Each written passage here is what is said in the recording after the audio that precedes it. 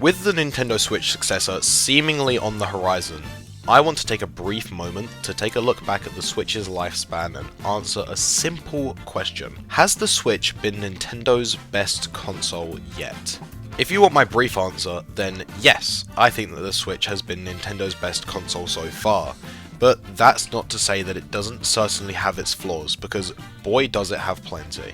Let's start off by talking about the positives of the console and what makes it the best. Firstly, it is Nintendo's most unique console yet. The idea of a handheld-home hybrid was such a brilliant idea.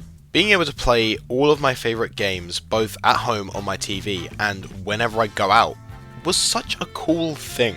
This massively helped with the accessibility side of things for the Switch, which is a huge bonus when it comes to consoles. One of the biggest selling points of the Wii was how easy it was for anybody to be able to pick it up and have fun, no matter who they are. I think that the Switch captures this nearly perfectly. It's obviously near impossible to top the Wii in terms of ease of use, because the whole console was designed around being simple for anyone. And with how advanced some games are now, Nintendo also had to adapt. However, I think that the Joy-Cons still capture the essence of the Wii remotes, and to a degree, even offers more than those controllers had to offer. Alongside the physical accessibility of the Switch, the insane library of games also made it incredibly easy for anyone to enjoy the console. There really is a game for everyone on the Switch, and on top of this, the Switch has the most third-party support of any of Nintendo's previous consoles. Putting insanely popular games like Fortnite on the same console as something that can play Mario Kart is such a good business move.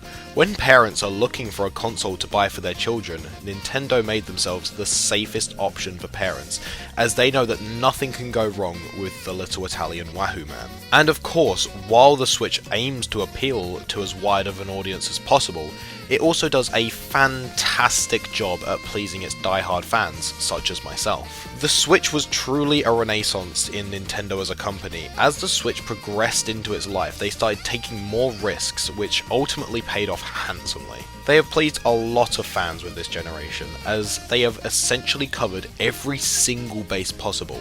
Looking back, we got one of the best 3D Mario games and a 2D Mario game with the most personality of any game I have ever seen.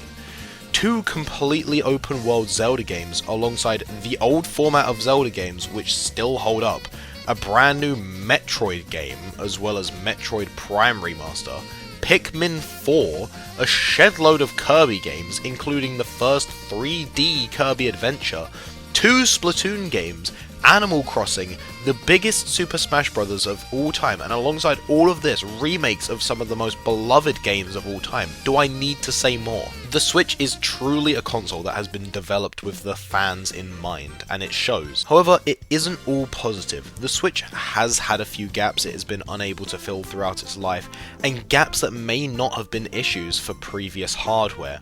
The biggest downside of the Switch currently is the power of the system, or, lack of. Nintendo has never focused on the power of their systems. Their aims are to create the best experiences in their games for their players, and this is evident with the Switch, as almost every single first-party release for the system has the player in mind. It's important to remember that the Switch is pushing 8 years old now, and the technology used is unable to keep up with modern games at points. Granted, this is mostly an issue with third-party games rather than ones developed by Nintendo.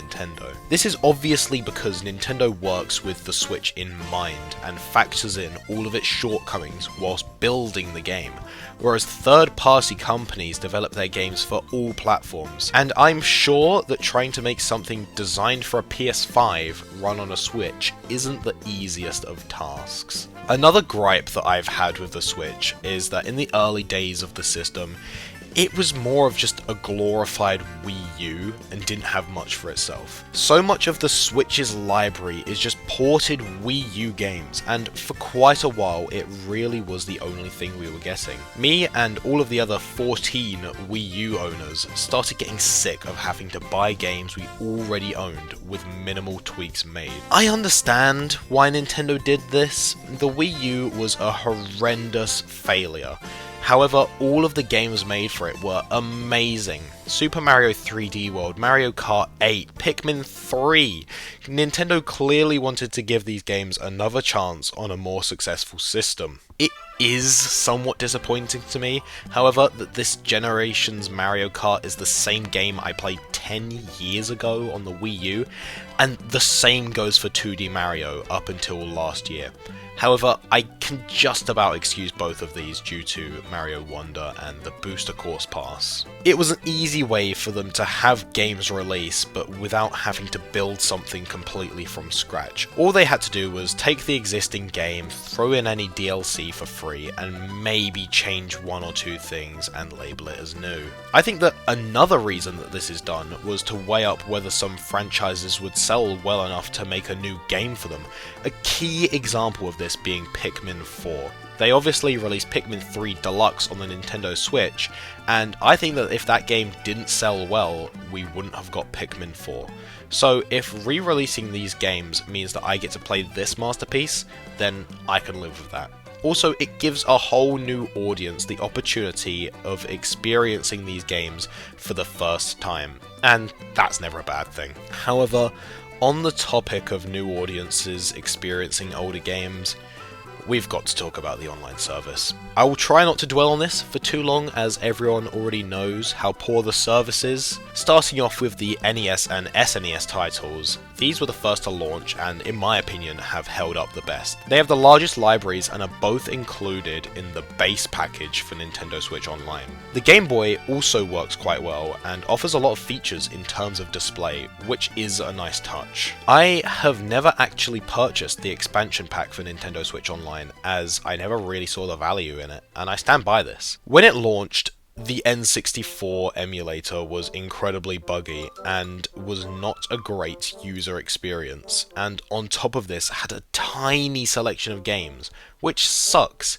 The games they did pick are of course fan favourites, but I don't know why they didn't just give the fans who pay extra as much content as possible. The Sega Mega Drive games and the Game Boy Advance games also seem to work just fine. I think that both of these suffer from the limited library issue, and also the Mega Drive specifically is just slightly irrelevant, as there are already so many ways to play these games being offered. I think that the way they handled retro games in this generation is particularly poor in general. The Wii, Wii U, and even the 3DS did it far better with Virtual Console, but that's a different discussion. In terms of the online service, the emulators are unfortunately the tip of the iceberg. We are still yet to discuss the actual online experience. If you want it summed up in 3 words, then it is bad.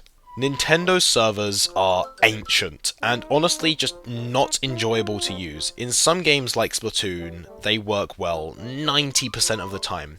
But in others, such as Mario Kart or Mario Maker 2, I think that it would genuinely be more fun to have a vasectomy without any sort of anesthetic. I'm also not a fan of the way that Nintendo handles playing with friends on the Switch. It can be frustrating trying to join each other's games at times, and it makes me wish they had a more conventional friend system such as PlayStation and Xbox. Lack of party and even message support means that you have to use an external device in order to do any kind of voice or text chat when playing with people, and while this isn't the worst thing in the world, it can just be inconvenient at times. But you know, at least we get some free games included with Nintendo Switch Online, and they are all classic games with that trendy Battle Royale theme. The most popular and longest lasting one is Tetris 99, and I personally think it is the best in this mini franchise, excluding Super Mario 35, may it rest in peace. But yeah, Tetris 99 is great. For an hour. And then never again. Okay, moving on from the online services, let's talk about the aesthetics of the console, and a heads up, there isn't much to say. This console lacks personality hard. Everything is so simplified and just plain. The home screen is dull, no fun music, boring sound effects, no cool animations. It just does the job and that's it. There's no funky themes like there were on the 3DS, and this is just such a massive step backwards. It was so cool on those systems, being able to download from your favorite games, and in a sense, personalize your console.